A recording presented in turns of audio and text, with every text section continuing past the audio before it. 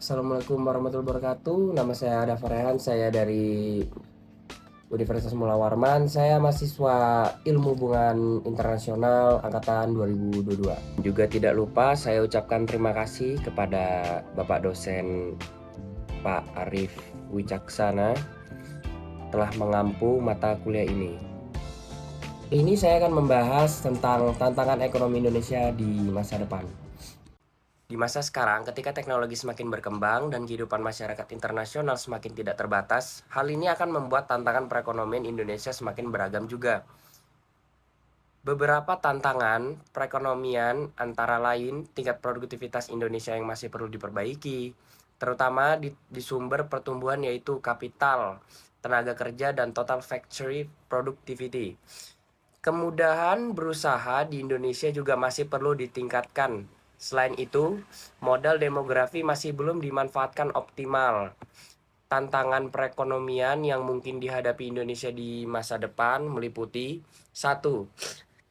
Ketimpangan regional. Masih terdapat kesenjangan antara wilayah perkotaan dan pedesaan, serta antara Pulau Jawa dan luar Jawa. Diperlukan upaya untuk mengurangi kesenjangan ini melalui pembangunan infrastruktur, akses pendidikan dan kesehatan yang merata, serta peningkatan investasi di daerah-daerah yang tertinggal.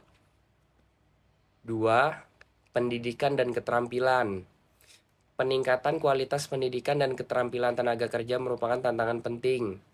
Indonesia perlu meningkatkan akses pendidikan berkualitas, memperkuat pelatihan keterampilan yang relevan dengan kebutuhan pasar kerja, dan mengembangkan sistem pendidikan yang responsif terhadap perkembangan teknologi.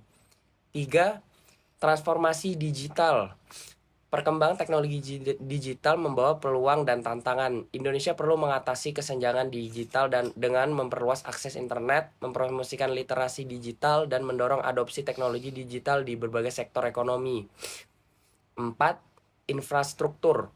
Masih diperlukan investasi yang besar dalam pengembangan infrastruktur yang modern dan terintegrasi, termasuk jalan raya, jaringan transportasi, energi, dan telekomunikasi. Tantangan ini memerlukan kerjasama antara pemerintah dan sektor swasta untuk mengatasi kendala pembiayaan dan perizinan. 5. Kebijakan investasi.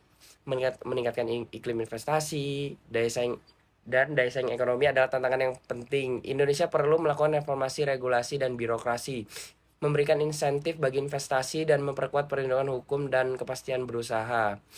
6. Perlindungan lingkungan.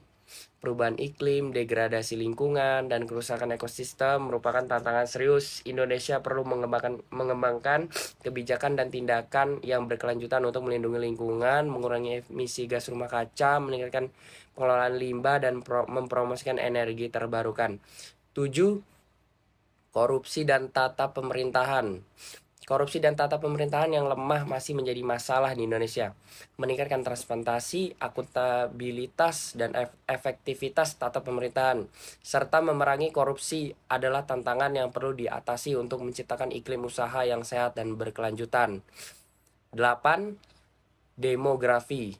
Pertumbuhan penduduk dan struktur demografi yang berubah memengaruhi perekonomian. Indonesia perlu mempersiapkan kebijakan yang mendukung pemenuhan kebutuhan penduduk seperti kesehatan, pendidikan, dan lapangan kerja, serta memanfaatkan potensi dividen demografi. 9. Kesejahteraan sosial. Meningkatkan kesejahteraan rakyat adalah tantangan yang terus dihadapi. Indonesia perlu memperkuat sistem perlindungan sosial, meningkatkan akses layanan. Indonesia perlu memaksimalkan angkatan kerja menganggur untuk meningkatkan pertumbuhan dalam jangka pendek. Dari sisi adopsi teknologi, mayoritas produk-produk nasional yang menjadi komoditas ekspor didukung oleh teknologi yang masih relatif rendah, sehingga nilai tambah yang dihasilkan dari produk tersebut menjadi kurang optimal. Mungkin segitu saja dari saya, Dafarehan. Assalamualaikum warahmatullahi wabarakatuh.